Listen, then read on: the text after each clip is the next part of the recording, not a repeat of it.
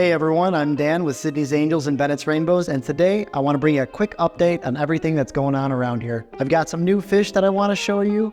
Angelfish are breeding right now, and I want to tell you how you can win some eggs from some Kalitawa rainbow fish. That's right, one of the most popular and hard to find rainbow fish right now. I'm going to be giving away a bunch of eggs, so stay tuned to figure out how you can win some of those.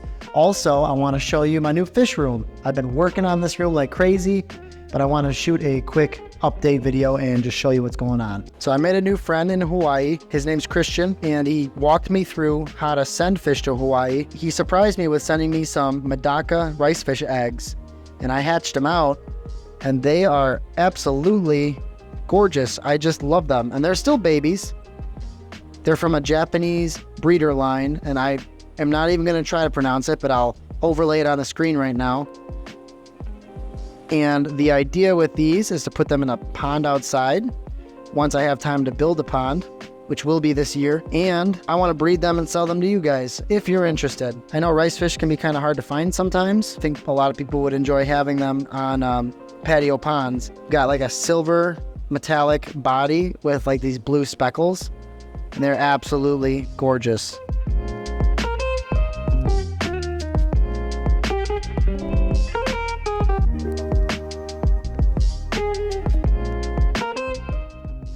And like I said, they're not even full grown yet. I think in the sunlight, they're gonna look amazing. From the top down, they look amazing. They're definitely getting nice and chunky. They're eating lots of baby brine shrimp. So yeah, I'll be attempting to breed them this year. They're just so dang cute. I'm attempting to breed these raccoon tetras right now. I did breed them in the tank. Started with 6. I have a lot more than 6 at this point. But I wasn't really trying to breed them. They were just reproducing in this tank because I'd like to sell these too.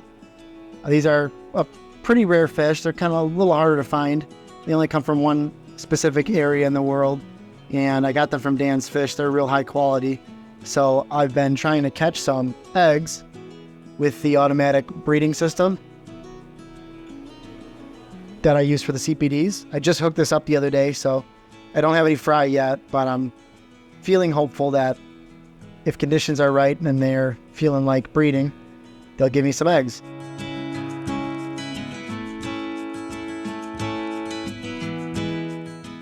So yeah, I don't know if there's eggs in here yet, but we'll keep our eye out for fry. I finally picked up some Pseudomagil furcatus. These are like the fork-tail rainbow. Not really a rainbow fish, kind of like a cousin to a rainbow fish, I guess. They kind of get lumped in with rainbow fish though. I have not had any success in breeding them yet, but they were pretty small when I got them. They also kind of have a poopy ratio. I asked for like more females than males, but they were all pretty small, so I don't blame the seller. They really couldn't tell. Like, I think I got like 2 females and 4 males, so it's not ideal. But I do get eggs in my mop. I just haven't been able to get them to hatch yet. So I don't know if it's something I'm doing wrong, or maybe it's just they're still very young and inexperienced. I'm just gonna be patient, gonna keep picking eggs, and hopefully get these guys to breed soon because they are really, really pretty.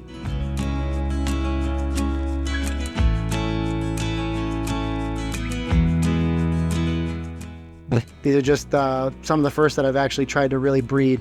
I've bred the Gertrude, but just for fun, not to sell them. They are giving me eggs, they're just not hatching. So, and speaking of eggs, the Philippine blue angelfish have given us a nice little batch of eggs here. Literally just laid them a couple hours ago. A lot of people have been asking for these fish, and I finally made it a point to move my breeder pair over to a 20 gallon, and these guys breed like seriously like every 7 days. So I'll get a nice batch of angels going because I know a lot of people are interested in picking some of these up. I love the way the eggs look when they're fresh like that. I don't know what it is. It's so satisfying to look at these. I'm going to be putting some methylene blue in this 10 gallon. I got it heated at around 80, 81 degrees. You can see I got an air stone right next to it. The bubbles aren't actually touching the eggs, but they're bringing the water current past it. I think that's definitely will improve your hatch rates. Little methylene blue, keep that water nice and fresh and clean. Got a cycled sponge filter in the back. I've been dealing with this breeder pair for a while now. I'm hoping for a pretty good hatch. They produce really, really nice fish with very, very minimal deformities. And all the fish I've gotten from them so far have been very healthy. So very excited to bring a new batch of fish into the world and watch them grow. It's what it's all about, man. I love doing that. I do have a very limited amount of Melitania calitawa that will be available for sale very soon. I've already promised a few people a couple of them. These guys are still a little smaller than I like to sell. I like when they start having a little bit of color on them. That's when I generally start selling them, when they're about 1.5 inches. Just so you know, the price will be $20 a piece. I know that seems high. That's what I paid for them. So if you're interested in buying some calitawas, I know they're hard to find. Go to my website, find them on my website, and click that you want to be notified when they're in stock. That way you'll be notified the second they go in stock, because they will not last very long. I guarantee you these will sell out in less than a week. So if you are actually interested in them, I would recommend doing that because they go quick. And speaking of calitawas, they have been giving me a ton of eggs lately. See all those little black dots? Those are all eyeballs. They have been giving me a ton of eggs. And you can see I've got some fry in here. They just started hatching. There's a little guy. See that? So for whatever reason, I don't know if my calitawas just matured. I don't know if it's all the bloodworms I've been giving them and brine shrimp. They have been giving me a ton of eggs, and I'd like to give back and send some people some free eggs. If you're interested in some calitawas, keep an eye out for my next video. If you're not subscribed, please subscribe and hit that notification icon, because my next video will be how to breed rainbow fish. When you watch that video on how to breed rainbow fish, there'll be instructions on how you can win some calitawa eggs. I'm thinking maybe I'll even do like 6 winners will win some calitawa eggs. I'll ship them to your house for free, and you can hatch them out and have that beautiful fish. So you are inside the future fish room of Sydney's Angels, Bennett's Rainbows. This used to be a wood shop, and I am converting it slowly but surely into a fish room. It's going to be about 300 square feet, 26 feet long by 12 feet wide. It's in my basement. This wall was already here. Let me just run through real quick what I've done so far. I'm making a series of videos on this room, how to build a fish room, from a guy who's never built one. So you can benefit from all the mistakes I'm sure to make. And I want to preface this video right now, before anyone sees anything, shady. I am not in construction. I am not what you would call a super duper handy guy. I know how to do some stuff. So if you see anything that looks really bad, feel free to laugh at me, because I did my best, but my best is pretty poor. When I first started working on this room, it was just a stud wall. There was some insulation on the exterior wall right here. I insulated the crud out of the rest of the walls and the ceiling, because I'm going to heat the room, not each tank. Speaking of that, I ran a gas line. I tied into the gas line above this room that goes to my oven. I'm going to have a direct vent gas heater, natural gas heater coming out this wall here. I ran a hot and a cold water line for a slop sink. Don't have a drain put in yet, but there's going to be a drain that goes around the entire room. I also put 26 outlets in here with my dad. He's an electrician, so he definitely helped me with that. All GFI protected individually. So if this one pops, this one still works. That was really important to me. I have my kids down here all the time. I don't want anyone getting zapped. I don't want any kind of accidents going on. I also put in some can lights. That was the first time I've ever done that. Don't look too close because they're not really lined up or anything. I kind of eyeballed it and just said, screw it. It's a fish room, who cares? Also put 3 outlets in the ceiling. Those are going to be controlled by a switch right here. The idea being I can put my air pump mounted up here, maybe even in the other room so I don't have to listen to it. But I'm going to have air pumps and fans up on the ceiling, and I'll be able to, hit a switch and turn them off when I'm taking a video, make it nice and quiet in here for you guys. The only thing I have actually hired out so far was the drywall, because I suck at drywall and I hate doing drywall, and it would have taken me like 10 years to do it. So I paid some guys to come and do the drywall. They had it done in 3 days. It would have taken me seriously like a year with the amount of free time I have right now. I guess before I did that, Jordan and I actually built this soffit. There's an I-beam and some HVAC running through the ceiling right here. So we built this soffit. I built a little soffit here, and then I built another little soffit right there. Not the most level crazy thing you've ever seen, but again, it's me. It's my fish room. It doesn't have to be perfect. I'm not a perfectionist. And this is a walkout basement. So this goofy stuff right here is actually concrete. And thank you, whoever you are, who commented on one of my last videos saying that I was going to lose a ton of heat through the concrete. I didn't know that concrete had a super low R factor. So I took some 2-inch pink insulation board, and Jordan and I cut it and caulked it straight to the concrete. So it's taking up minimal room. Like I said, it's 2 inches. It's got a rating of like R10. Up in the ceiling, we've got mineral insulation with a rating of R15. And in the walls, there's like already some fiberglass insulation. You can see this goofy thing right here is where my AC comes into the house. They did their best with the drywall. I'm gonna fill in some of these cracks with some expandable foam, cut it down, paint it.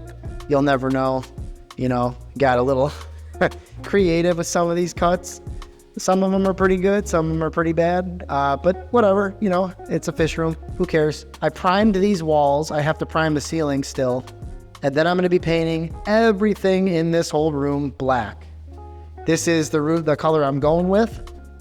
It's a Sherwin-Williams color. It's a flat black. It's called tricorn black. Might be kind of hard to really get a sense of what it's gonna look like in this little patch I just painted on the wall, and it's still a little wet, but you can see it's gonna be pretty dark in here. And my idea for that is that I want the fish to be front and center in here. It is gonna be a working fish room, but I also want it to be, give off the vibes of like a studio. So all the filters, the cords, the air lines, everything is gonna be black. And my hope is that it just kind of blends into the walls. When you come in here, all I really wanna see is glass tanks full of fish and plants. We're also gonna have a lot of house plants in here. I kind of wanna make it a little bit of a jungle in here. And I just think everything contrasts really well with black. I know it's gonna make the room look really dark, and I know it's gonna make the room look really small, kind of like a dungeon. There's gonna be a lot of lights on in here all the time, so I'm not really worried about that. Also plan on painting the window and the door, probably paint that black as well. But basically my plan so far is to run a drain throughout the room, exiting through this wall right here. That drain is gonna be hooked up to an automatic water change system. Every tank is gonna be receiving water every night, and there's gonna be overflows drilled into each tank. I already have some drilled. So far I know that my little rack of 10-gallon tanks will fit really nice right here.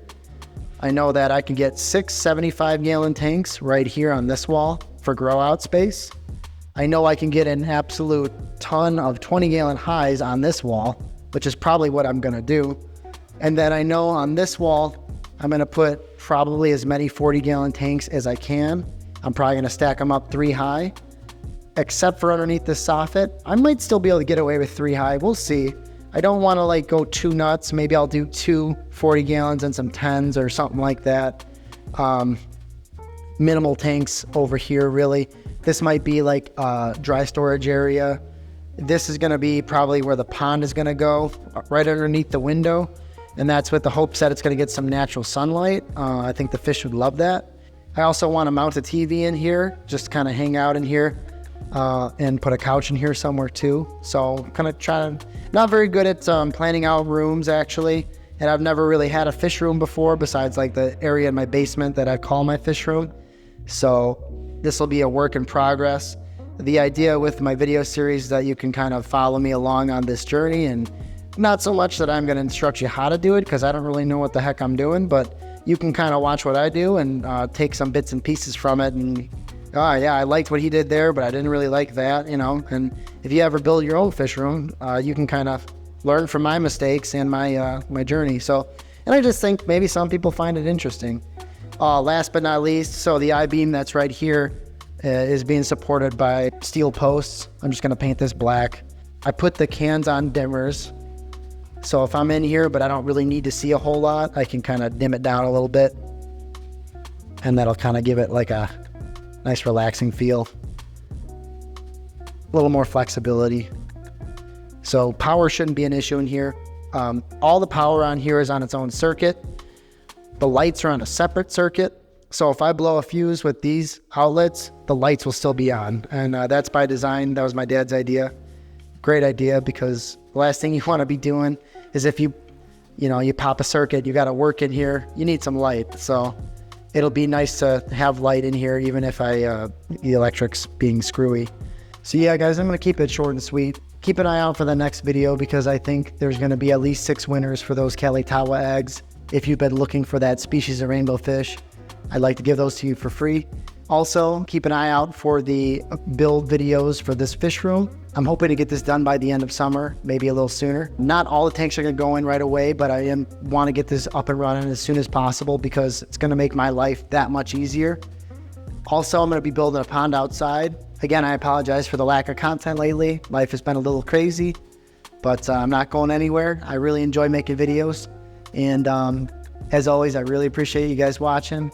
Thank you so much. I hope you're having a great day. I'll see you next time. Thanks. Bye.